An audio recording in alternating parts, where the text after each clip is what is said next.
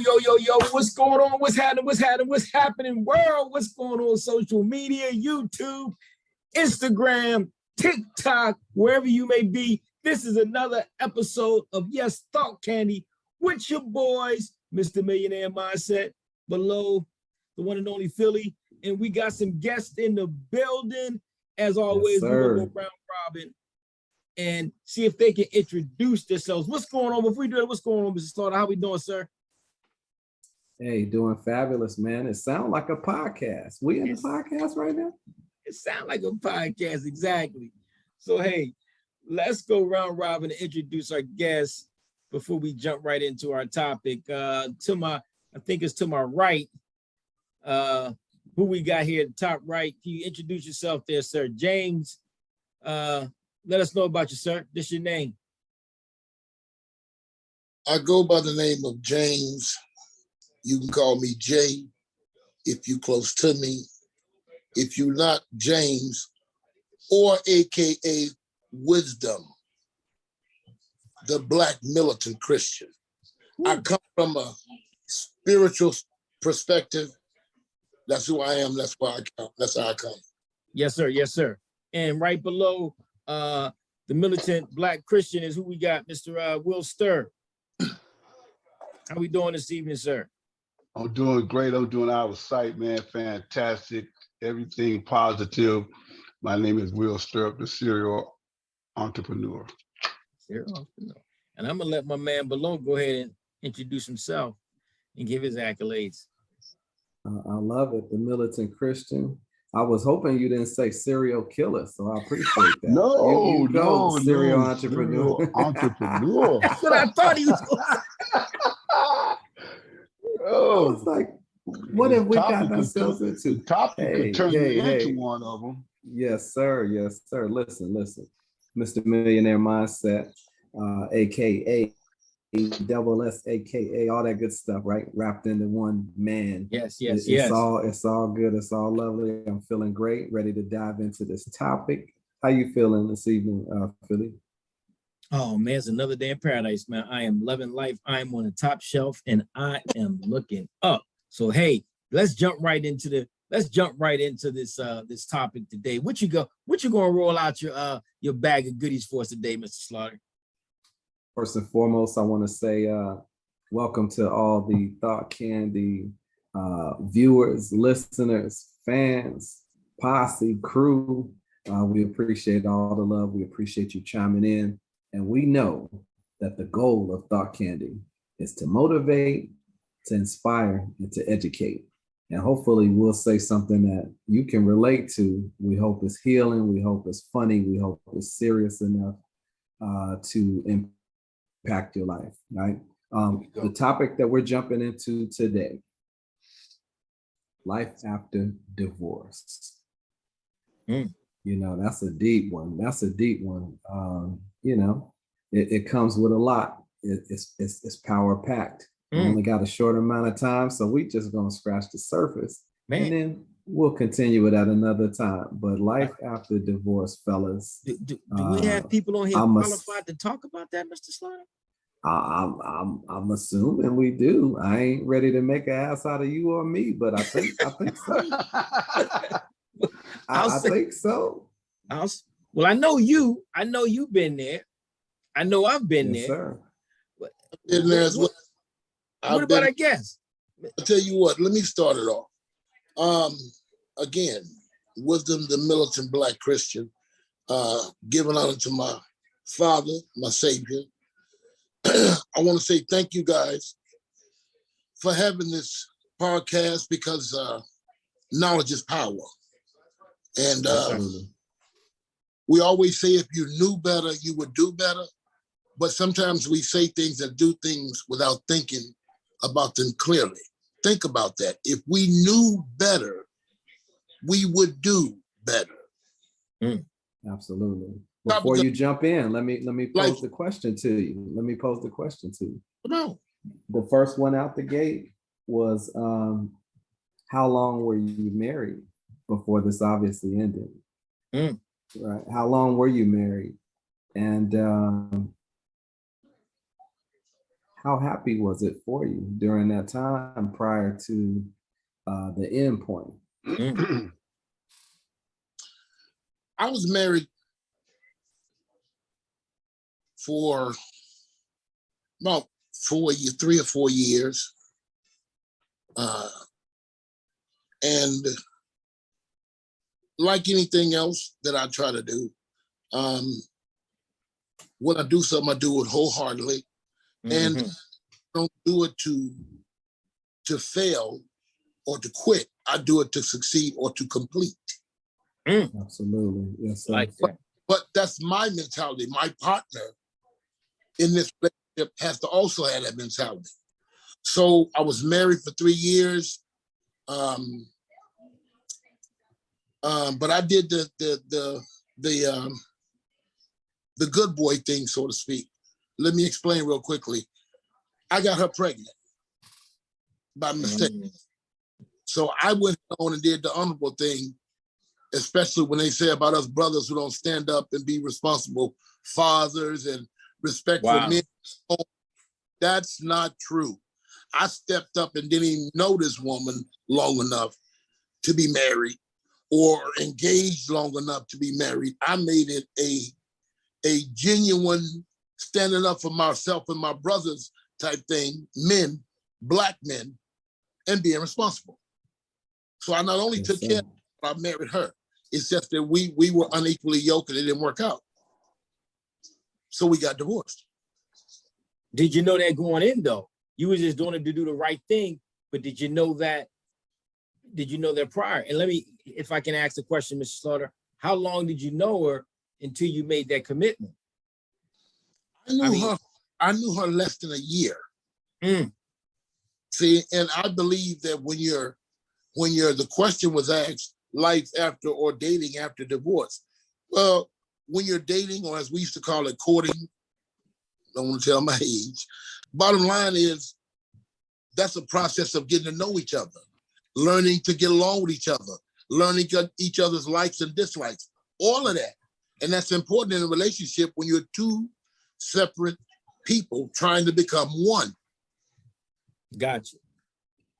So what we were talking about, I think if Mr. Slaughter, he asked the question, and the topic, I didn't mean to cut you off, Jay, is life after. So we know your situation.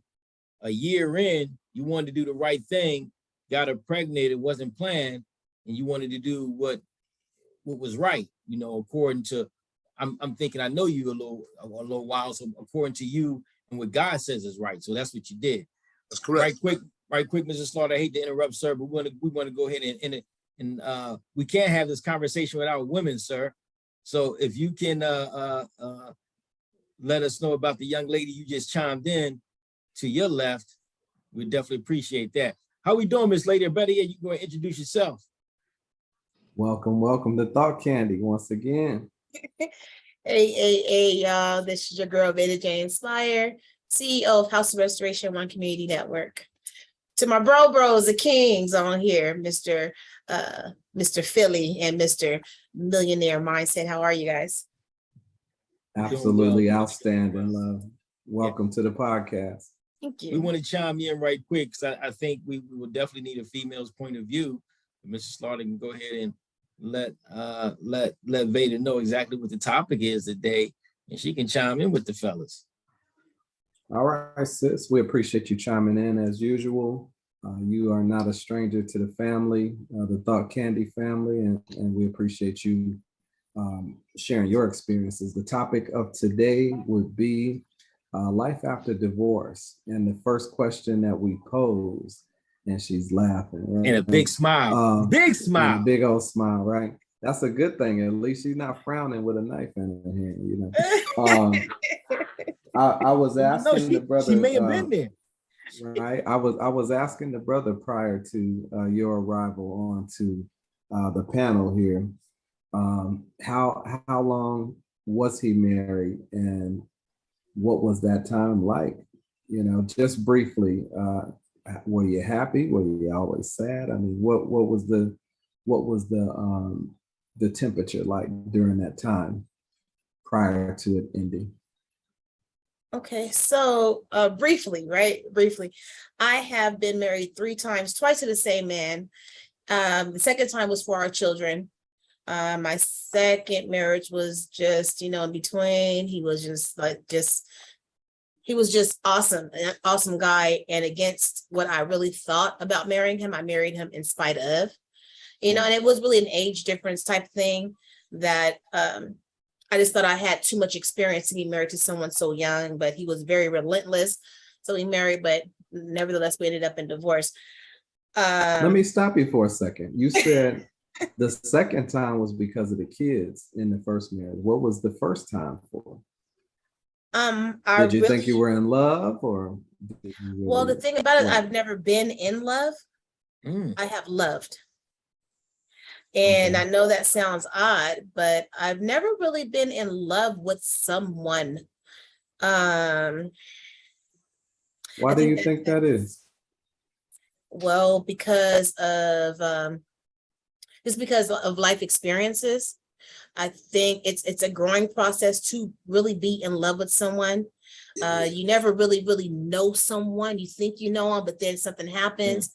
And so just my life experience throughout is like, Now I've had puppy love, but when you're young and you just think somebody's just so cute, elementary, let me say high school, like high school, and you like this older guy, like, oh, it's so cute, so puppy love, but I never really been in love with anyone. Yeah. Okay. Mr. Will Stirrup, let's keep it rolling. Oh, okay. How long were you married, and what was that like during that time that you were married? I had 2 marriages, and the first one was kind of tragic because my wife passed away. Got 3 children together, yes.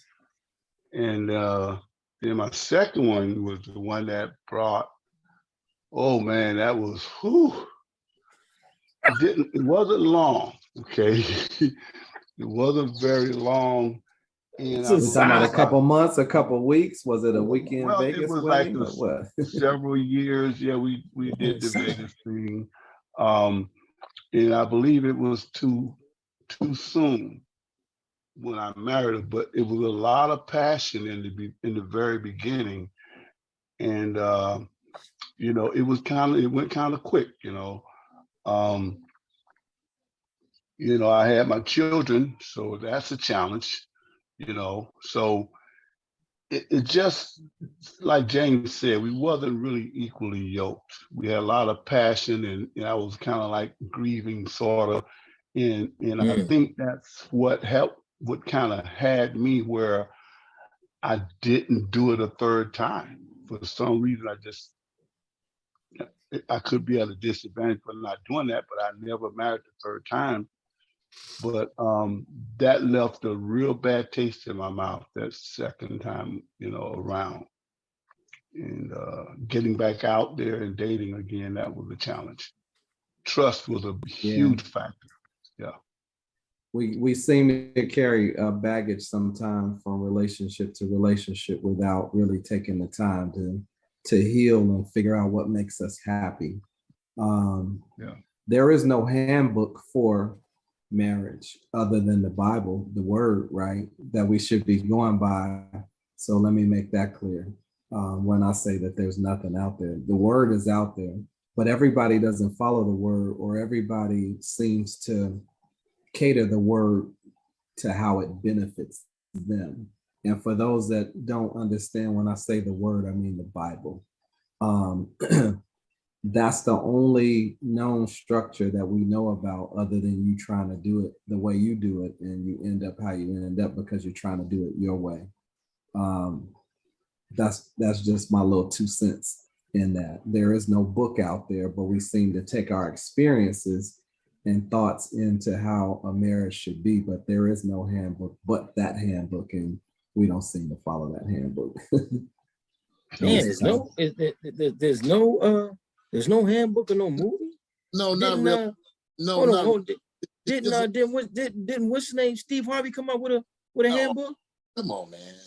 Come on, That's man. Steve Harvey handbook. What you talking about? How to be a player? Is that what No, No. probably think like a think like a man, act like a that's- I'm woman, playing? something like Of course that. I'm playing. Oh, that wasn't a handbook. Oh, I'm okay. I'm just sure. No, not at all. Not at all. Okay. But I Well, mean, seriously. when you marry, if I jump in, everybody's intent or the goal is to stay married forever.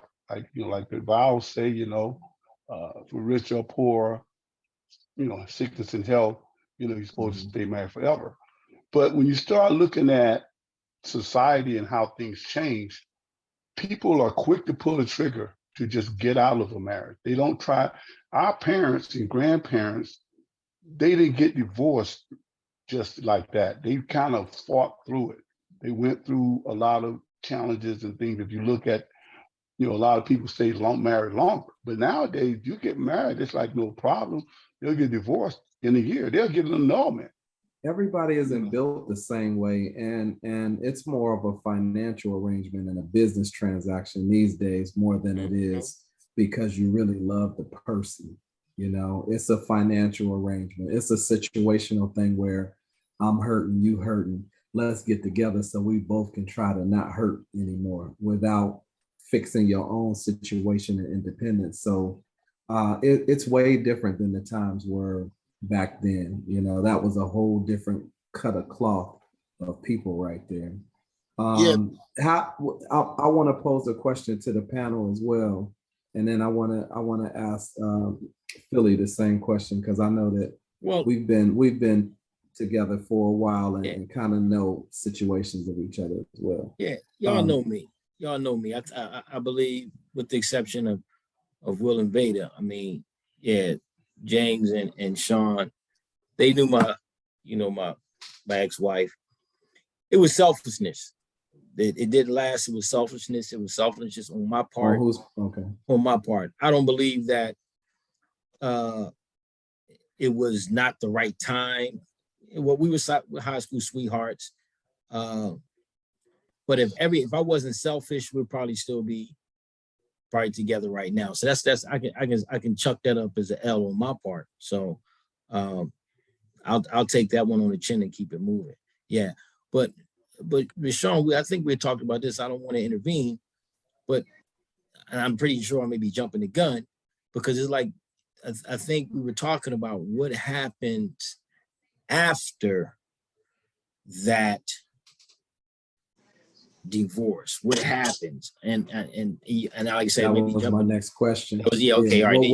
What was the state of what was the state of mind when it ended? When it finally came to that breaking point where but we can't go. It's a wrap. Yeah, but we can't go without asking the host. I'm gonna ask the host the same. I'm gonna render the same question to you as you asked to us. What was it? What was it? Is it a ghost in the brand new house, bro? Is it a ghost in the house, bro? I thought somebody tapped me on the show. Yeah. We need you right now. This my cue, my exit. No, yes. I mean, I was married. I was married once before. I've only been married twice, and I'm currently married now. But that first marriage, it probably lasted a total of 10 years. I think around the 5-year mark. Around the 7-year mark is when I decided that it wasn't going to really work, and I thought it was best for me to step away from the situation. In that process, I had 2 lovely young ladies now, two little girls at that time. And I felt I wanted to be a good example to them, to not always see tension, and to the point where it was disturbing for them. I didn't want them to see the negative side of adults disagreeing and not getting along. I wanted them to see the happiness, and so I felt like I needed to pull myself from the situation, and hopefully in my mind at that time that it would resolve itself in time. And it didn't. I stepped away with a mindset that God, give me a sign if this is right, what I'm doing or not, you know? And then I found out maybe a few years later that maybe it was meant to end. You know, I received that paperwork and it was like, oh, okay, there it is. There was my sign. I asked for it and the sign came. And so, you know, at that point, you have to keep on moving. Did it hurt? Sure. You know, did I want to do the right thing and make sure that my kids had the proper home and not be a statistic? Yes. That's why I did what I did in the first place and said I do. And was it in my mind to do it just one time only and I didn't want to do it again? Absolutely. You know, I felt like Will when I went into it. You know, I did it with honorable intentions of making sure that it wasn't a single family household type of situation that we see time and time again. I didn't want my family to be that statistic. So, you know, I gave what I thought it was my all. Did I make mistakes? Yeah. Did she make mistakes? Yeah. You know, we both have to own up to our ownness of the mistakes that were made. But yeah, I was there. All right. So we all went through it. We all been there. We all went through it in our own particular way and our own particular reasons why. Some may have been our fault. Some may have been the other partner's fault. But we're here now, and I think the question, I think you had another question that you was posing to the panel as well. Yeah. What was your state of mind at that time, and what did it take for you to bounce back, to move on and bounce back? What was your state of mind at that time? I'm gonna chime in right quick. I wasn't really. We were still friends. We went through everything. It wasn't nasty. It wasn't bitter. We were friends. I was still on a me process. I was still on the me process. It was about me. I had to get what I was trying to get right. You know, we had a little one at the time. He was 6, 7.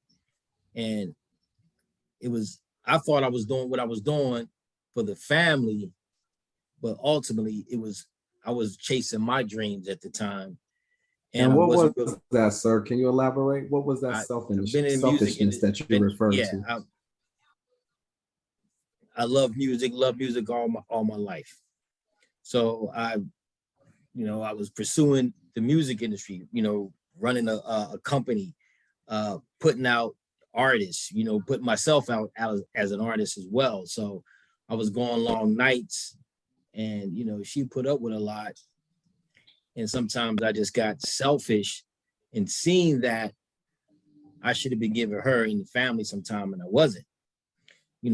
And after it all split, I was still doing the same thing.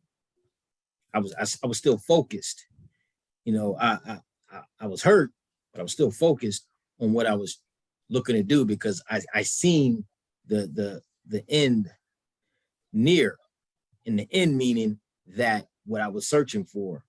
And it didn't happen because life hit you in the back of the head real quick, because you still need a 9 to 5. Now you got to pay child support. Now you're taking care of 2 homes. You see what I'm saying? So now I just doubled up. So now I had to work twice as hard, and found myself, back in that hole, trying to dig my way out of. Do you feel like you've bounced back from it?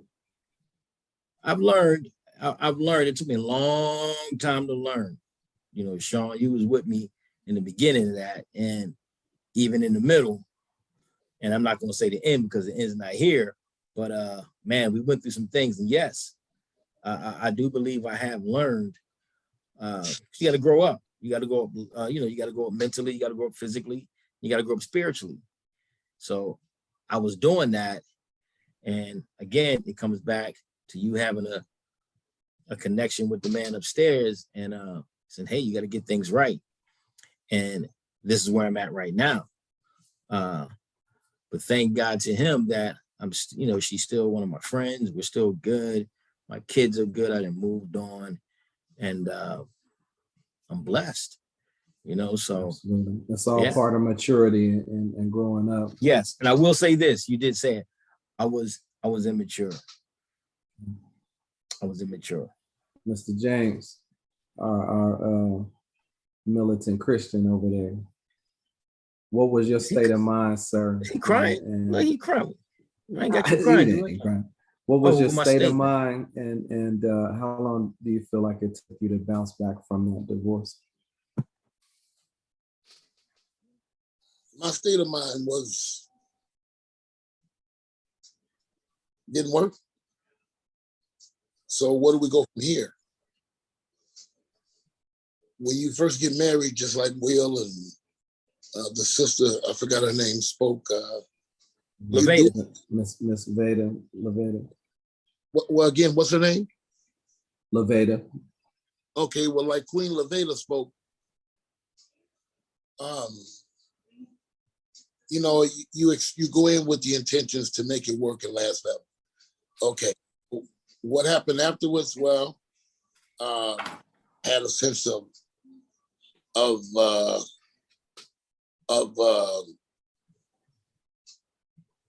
loneliness, a sense of anger,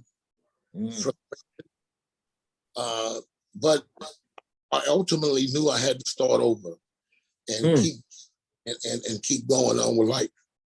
When I got divorced, I was a single father. Earl knows that.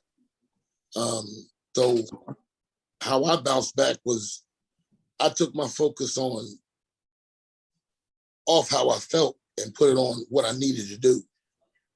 So I didn't date women for about it had to be about three years or so. Because what I was doing was finding myself, understanding how to love myself, understanding my relationship with God better. And once you know who you are, then you're even if I wasn't totally at fault, like you said, Mr. Slaughter, it could be both of y'all, but I'm not looking at both of us. I'm looking at me. So how I felt, what I could do about it, and how I could bounce back, regardless of how I felt, I used that as fuel for fire, myself on track to bounce back and be a better person for the next go round. I love it. I love it. No baggage carrying. Miss Veda, come on in, and Big Will, I'm coming right to you. Same question, dear. What was your state of mind at that time, and how did you bounce back? Okay, so let me see. Within my first one, I was still in my 20s. And I've always been a go-getter. And so and I already had my first divorce, I had 4 because I already had 2 older daughters, and then him and I had 2 together. So my state of mind was like, I got to get a job. I gotta keep my house running, right? I didn't really have time, and that's probably some of my. I think I've talked to you and Earl about this before. Like, I'm not like the typical woman. I'm not really emotional, and that's one of the issues that my daughters have with me. Is like, I'm not as soft as, or I'm not as soft as, you can't really tug my emotions because of all the stuff I've been through, right? So my mindset was, I have to get back in a seat. I got to just do what I have to do. I have to grind, got to make sure my household is good. And not that I haven't gone through some really hard times. You guys know I've faced homelessness and some other stuff before. And but it's always that grind in me. So within my second one, I knew we were going to split. And I had a key to the church at that time. I was like setting up the sound systems and different things like that. And my girls and I were like homeless for about 2.5 years. And so I didn't have time to sit in my emotions. I haven't had time to sit in my emotions. It's always been like, let's get it, Veda. We was all a part of one company at one time, and I was grinding then. I was coming out there and I was still homeless. A lot of people even know I was homeless. You know what I'm saying? So as far as the mindset, my mindset has always been, let's get her done. Like, so in the midst of that grind, though, in the midst of that grind, do you feel like you ever dealt with the fact that there's multiple marriages that didn't work for you? and had a chance to think of why, because you can only grind so much, and then you have that quiet hour when you have to rest and be in your thoughts. And when did it kick in? Does it ever kick in? Because you're not always working. At some point you got to rest and your mind goes, Yeah, but when I'm resting, I'm not resting. That's what I'm saying. I really don't have a, and I shared with you guys before that my daughters and I are now in counseling because we know that men and women are distinctly different. I can have 1,001 things going on in my head at one time as a woman. And because I have 4 daughters and have primarily been a single parent, not receiving child support, you see, just figuring out how to get to my next levels, even though I had to endure the seasons. Like maybe I thought about it temporarily, like I know I shouldn't have married him anyway, type stuff like that, opposed to like, woe is me, I married him. You know, that cry, that sob, because look at here, I don't have time. Like I was like this third time, I was just like, I've been living a black bachelorette life. Like it's like whatever, you know, double date. I could pay for my own stuff. If you want to pay, cool, you know, but you don't have to because you know, my purse is secure type stuff. You know, my whole mindset began to switch. Like I almost sometimes don't even, and my daughters have to bring it to my attention, like, Mom, like you're kind of hardcore, you know. I don't allow myself to sit in my emotions as a woman. And so sometimes it's hard for me to identify what a lot of women, though I'm very womanly, but my emotions, I actually disconnected from those a long time ago to a degree. You mentioned counseling about the girls. Was there any counseling that you personally seek? No, all 5 of us are in counseling right now. Okay, got you. I love that because a lot of times we don't feel like there's anything wrong where we have to do that. I appreciate that. Big Will, let's get to you. I don't want to leave you out. State of mind I probably should have had some counseling. I probably should have had some counseling after it, but I didn't mean to cut you off. I already had gotten the question. With mine, it wasn't a clean break, you know, because we still had, as I mentioned before, there was a lot of passion. We just kept going back and, you know, back and forth. And I don't know if anybody experienced this, but the relationship, even though the marriage was trying to be over with, we were supposed to be separated for a while. We still kept calling each other up, just getting back together. We shouldn't have been doing it. But anyway. When you say passion, be clear. We talking sex? I mean, you know, yeah, it was basically that. You know, it was the sex part for her and for both of us. You know, that part we had no problem with that part, but there was other things that affected the marriage, like, you know, finances and, you know, certain things that we both had different beliefs in. So we just kind of kept getting together. We should have left each other alone. So I basically had to turn the focus in on my job. And I got out of town, and like I said, I didn't move, but I went and requested on my job we had where we could go on remote sites and work. And I came to San Diego. I would work here, and then by her being in the Bay Area, we didn't have the opportunity to be together. So it was kind of hard, and I had my children, you know, because I was a single parent. I still had my children, and I had family to chip in and help me out with that part for a while.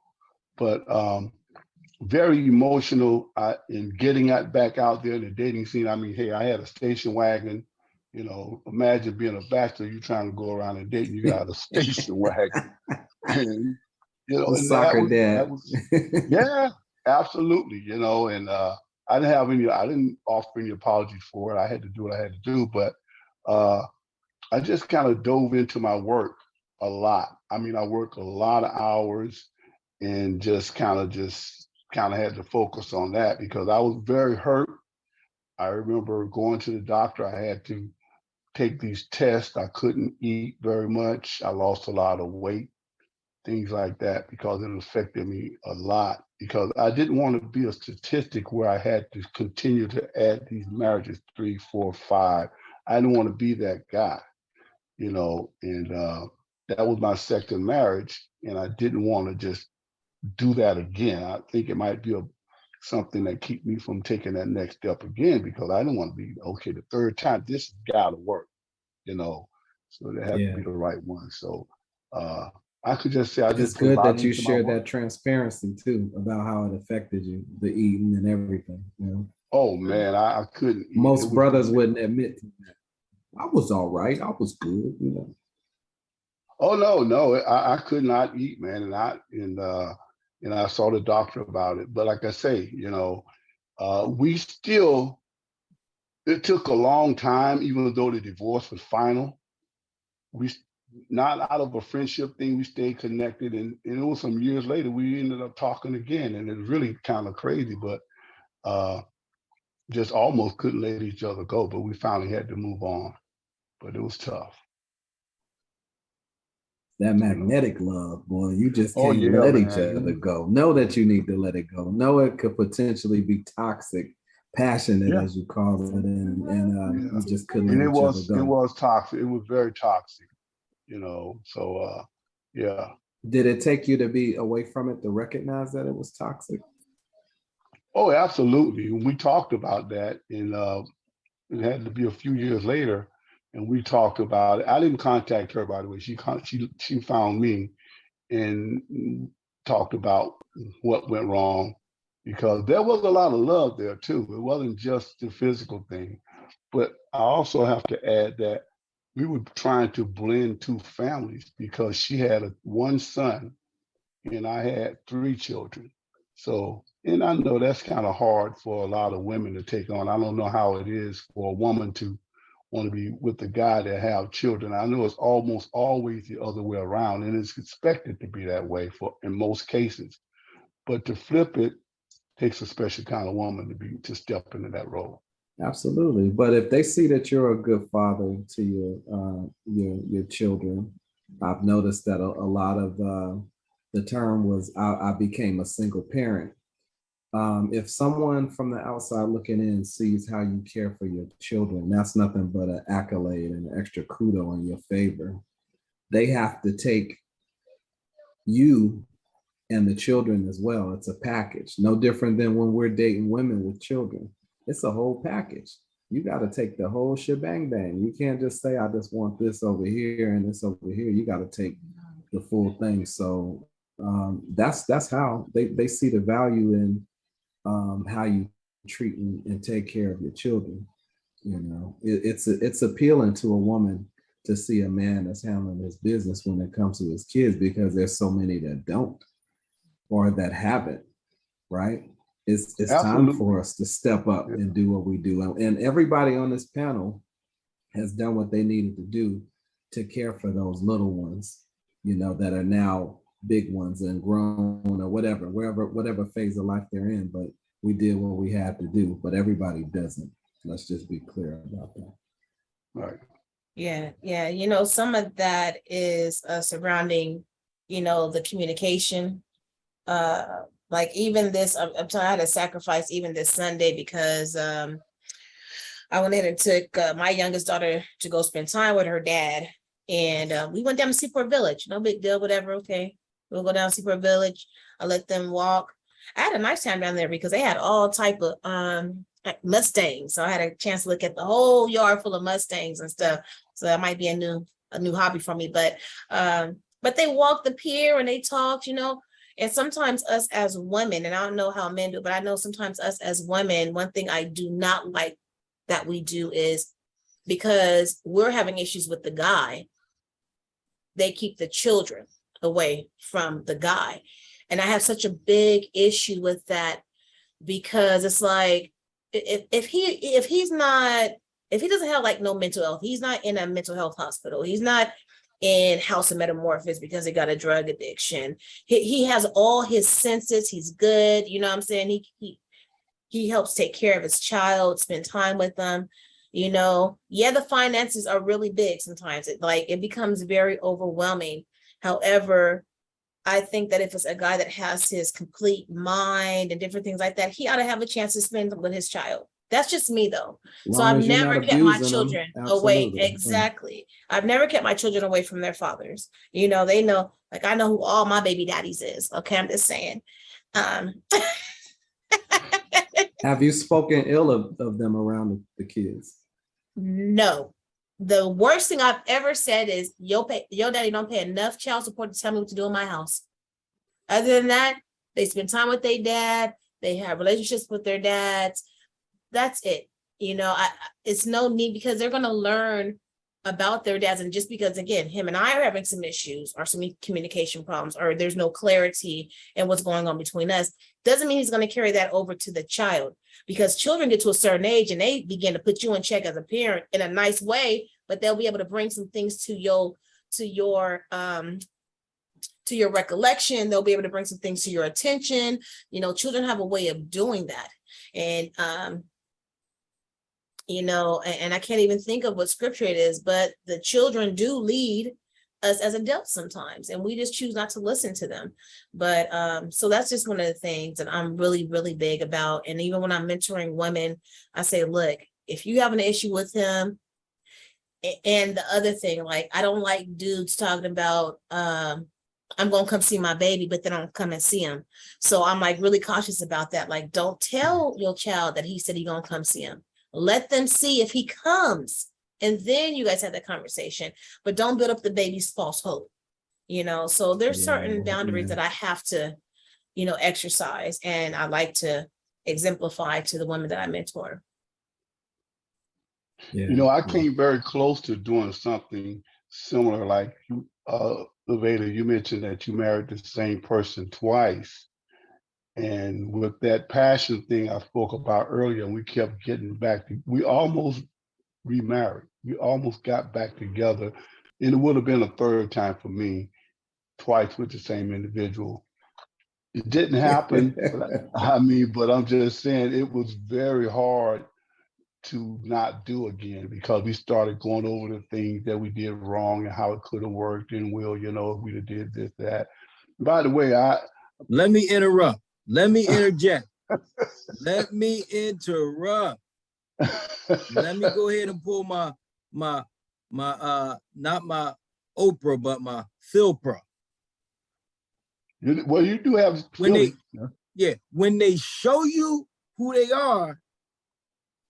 Can somebody finish that? You better believe them. Just believe them. But I'm dropping the mic on that. Right. That's something that we all just recently started saying. And I see, I've been through it. You're talking. How long have you been saying that? I mean, man, that's been out for a minute, bro. 20 years. I don't know how old you are. I'm just saying, you know, we sometimes we're gluttons for punishment. It's in different ways. You're going back to the well again. Why are you going back to the well? You know that well dry. Yeah, you're right. You're right. It's something, because when you went there the first time, I didn't do it, but that doesn't mean. I know. I understand your feelings, your emotions. But hey, when you went there the first time, it was overflowing with water, and the water was cool and it tasted good. So they said, I'm gonna go back again, because you thought about that. You thought about how abundance, how much abundance that well had, but now. Well, you're familiar with that individual. You're familiar with that person. You really didn't have to work hard at getting them. You know them, like you there say. It is. You know there it is. There it is. You don't want to put the work in to get to know somebody else. How many times have you heard people say that I don't want to take the time to date and get to know other people? You want to go with what's easy. You want to go. Right. You want to go where you already know what it is, but you know what it is. Like it's already been revealed to you what the issues are, but you choose to gloss that over, and you go right back to the same thing, insanity, doing the same thing over and over again. Trying to chime in, Jay? You trying to chime in, Jay? Yeah, you know what? There's been a big misconception for years, centuries, and generations. The Bible does it clearly. A lot of us, including me, have missed it. And since I picked it up, I want to share it with all of y'all. Yes, sir. There are two things that are important in our life: love and lust. We need to know the difference. Lust is something you want, you desire. Love is something you need that's not just good to you, but good for you.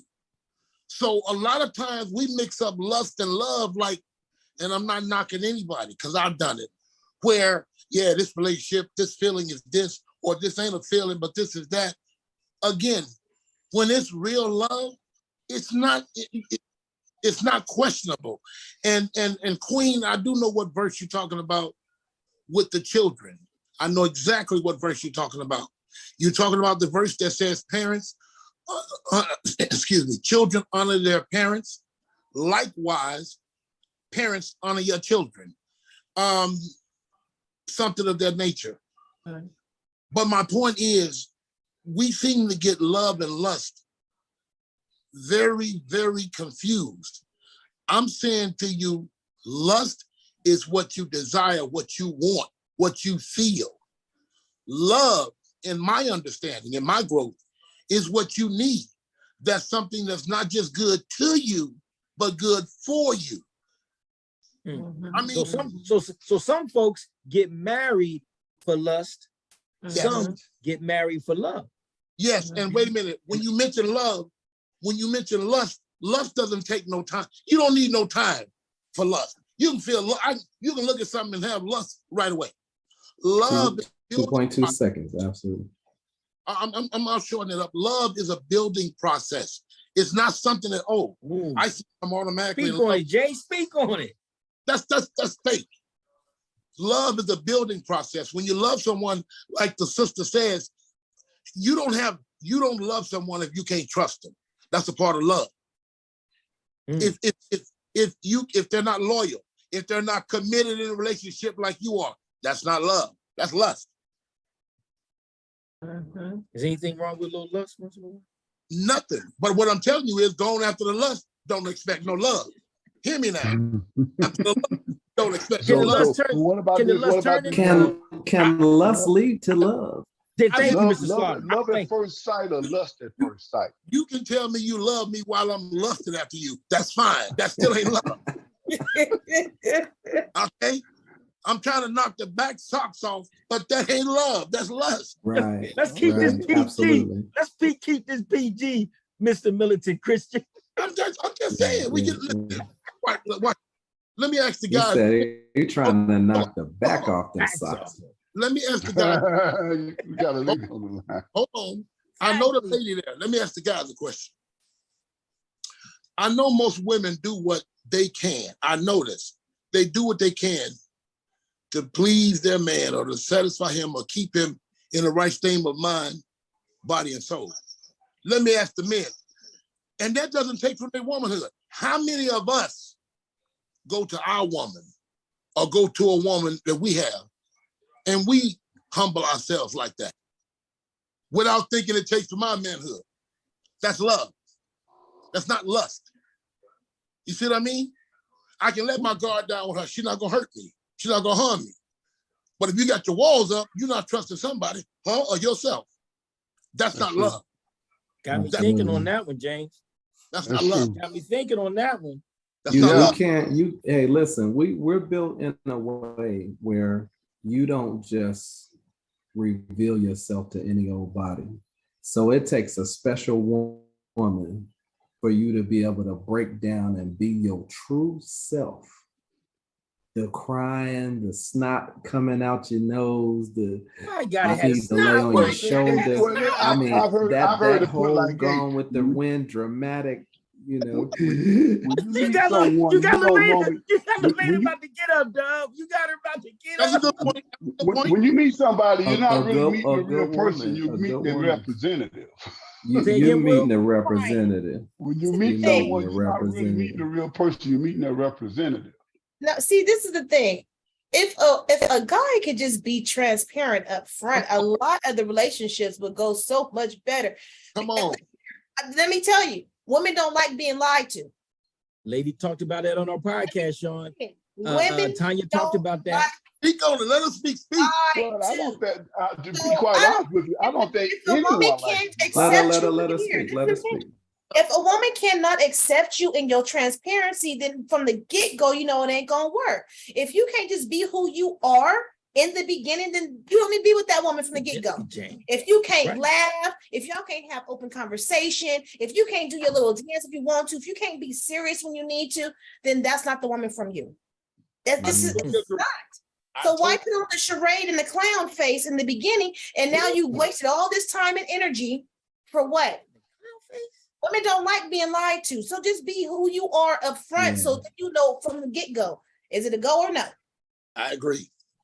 You gotta bring the real. Now you have to be your true self, but you can't be soft and a punk either. Am I right? But that's not about being okay. No, that's not about being listen soft to me. or a punk. Listen is what I'm saying. No, listen to what I'm saying. You have to be able to show your emotion, right? But at the same time, you can't be the yes man and the soft one that's always so sensitive that you can't man up and be in your position that you're supposed to be. Now, don't get it twisted. Women like men who are in touch with their feelings and everything, right? But you can't be soft. Yeah, you don't be crying. It wasn't no pocket. It wasn't no pocket. Yeah, but she said all of this takes time. Right, but I agree, Will, but she said lying. Hold up, guys. She said lying. Let's keep it 100. 100, as y'all say. You're not soft. I'm gonna tell you this right now. If we men don't know, please take it from the militant Black Christian. You're not soft. You're not, no disrespect. You're not soft if you show your true self to a woman when you get to know her. Remember, you're getting to know her. So if the real you gets to know her, then you're getting to know the real her. But if you, I'm not saying that you got to be a wimp or a punk. Be a man. She wants a man, but be a real man. And by what a woman means by being a real man, don't lie. You ain't got to let me know what I'm dealing with. Like I'm gonna let you know.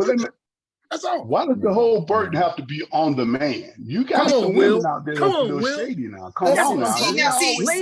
Ladies, I hear it all the time. Ladies a little shady. We about to go way too long. Y'all get we gonna have to edit this, y'all. Okay. All right. Don't worry about it. I hear people all the time want to say the man this, the man that. Because let me tell you why. Because a lot of men don't like to be accountable. A lot of men don't like to be accountable, which is why they say. No, I'm gonna see. Listen here. That song by Beyonce. He got a big ego, edging God out. A lot of men got big egos, edging God out. Usually women can be humble to God. Usually, if you find a woman, she's in her humbleness. She can be humble. It's really sometimes the men that have an issue with the accountability, the being there, the showing up on time, the da-da-da. See, because they're used to being out there with the homies. They're used to being out there. And the women are usually nurturers and we're inside. So we're used to nurturing. We're used to being able to receive, because we're receivers. We're used to being able to receive the transparency of a man. But it's that's why the finger is most of the time pointed at men, Will. That's why. It's the ego thing that men a lot of times put out first. 3, 2, 1. I'm waiting. I will say this. Go ahead and rebuttal. Go ahead and rebuttal, Will.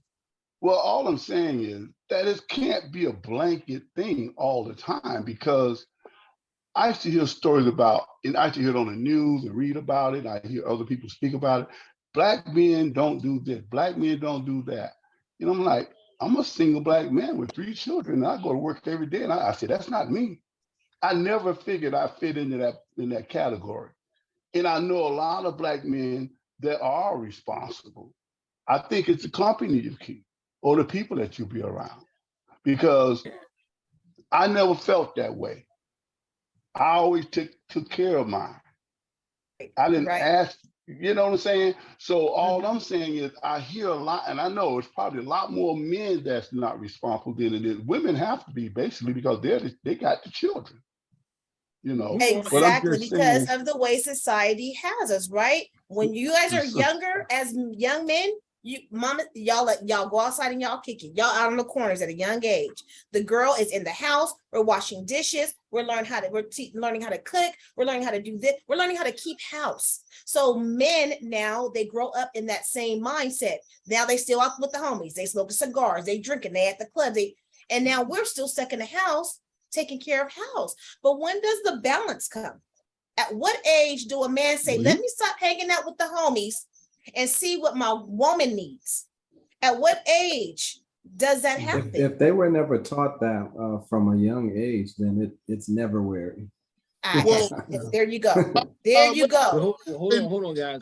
Hold on. Earl, you was gonna say something. Wait, please go ahead. All right, go ahead. Go ahead. You got the platform. Hold on now. Now, here's the thing about that. Will just made a very important point. And sister, you said it before everybody. All women ain't alike, all men ain't alike. Now, I have to say this because this is a true statement. If you're the kind of man that was raised without a father, like I was, but now you become the father, then you better that situation. You don't harp on it. You don't worry about it. You're the man now. You're the father now. What you gonna do? Mm-hmm. So sometimes, James, but you have to figure out, and somebody had to have imparted what you probably should have done if you didn't see it mirrored through somebody else's family or household. Because how can you teach what you don't know? Right. That's easy. That's easy, Will. What we don't know, Will, there's the only way we know anything, knowledge, is either we are taught by somebody or we learn. That we taught or we learn. Now, some way you gonna look like, I don't know about your situation as your father, but with my father, he wasn't around. So I didn't have nobody telling me how to be a man or a father except my mama. And I credit her for that. Now, when I became a man and learned on my own, I learned, made mistakes, and grew. And I got to a point now in life where I say, you know what? You are without excuse. You made a choice, James. You made a choice to want to be different. And let me say this, Will. I listen to both men and sisters like this to become a man. Because again, a woman does not take away from a man. She adds to his manhood when done right. Right. But she can't really teach you how to be a man. Let's just, be clear about that. She can give you some good principles to roll on, but she can't. Now let me ask you this, Let me ask you this, Mr. Millionaire.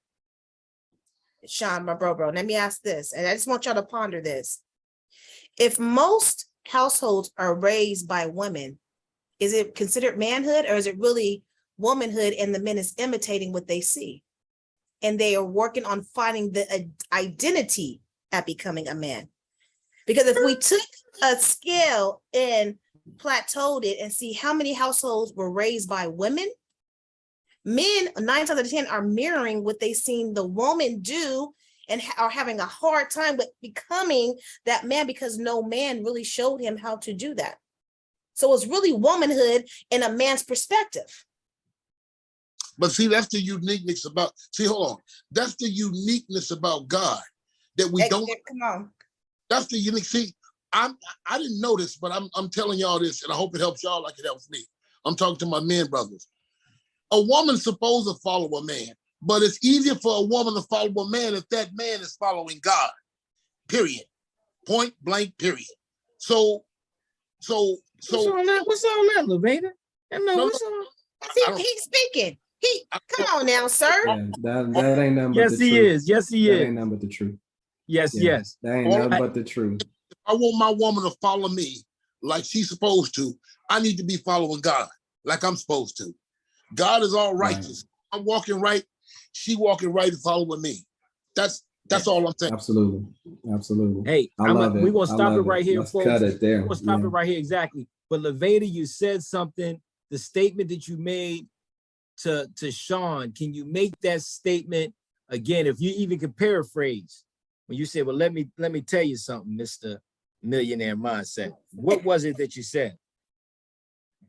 If most households are raised by women, is it really considered manhood? Stop. Sean, what does that sound like? It sounds like a podcast. It sounds We're like going a to set that podcast. up. Exactly. Right? We're going to set that up. Look, guys, Ms. Slaughter, gonna take you around right quick. Little last word you got to say, but this was great content toward the end. I think we shifted a little bit off of where we was going, but I think it was still powerful. We can go around right quick and end it right quick, Mr. Slaughter. I think we're gonna have to, we'll do what we have to do to make it work. Absolutely. I think everything that needed to be said was said for the moment, because we can go on and on with this conversation. I don't know that there's a right or a wrong answer, but we know God is always the answer to everything in the equation. It takes you through so many emotions, you know, from the happy to the sad to the depressed to the I got to get out here and get it. You know, we've all gone through our level of emotion and what we had to go through to get to the other side of getting back to ourselves and happiness. It's not an easy thing. Everyone doesn't survive from it. People carry baggage from relationship to relationship to relationship, and sometimes it's a never-ending cycle until you can really take time to find yourself through God, through counseling, through a good friend, whatever the case may be. It's not going to happen, and you will carry that baggage on and on until you address it and recognize it. You know, a part of a drug addict's being an addict is them recognizing they're an addict and knowing the habits of what an addict, what their addiction is doing, and when they're acting that way, right? So we have to recognize the hurt and the pain and figure out how to move on and grow from that or turn it into a strength. I appreciate you all for coming on the podcast. This has been an awesome panel. The conversations seem to get deeper and more serious, and we can throw some jokes in between, but there's some serious topics out here that a lot of times we need to be discussing to figure out how to get through it and help someone else get through it or not even go through it in the first place. So each one teach one. The thought of Thought Candy is to always motivate, inspire, educate, and hopefully heal somebody out there that's going through these type of things. You may be in the midst of that storm right now. How do you get through it? You know, hopefully some of this information you heard will help. We'll have another part to this, I'm sure, to be continued. Until then, I appreciate everybody on this panel that took some time to come out today. And we love y'all. Salute. It ain't nothing Until y'all the can do next about time. it. The love is back. Peace. That's right. Peace. Have a good one.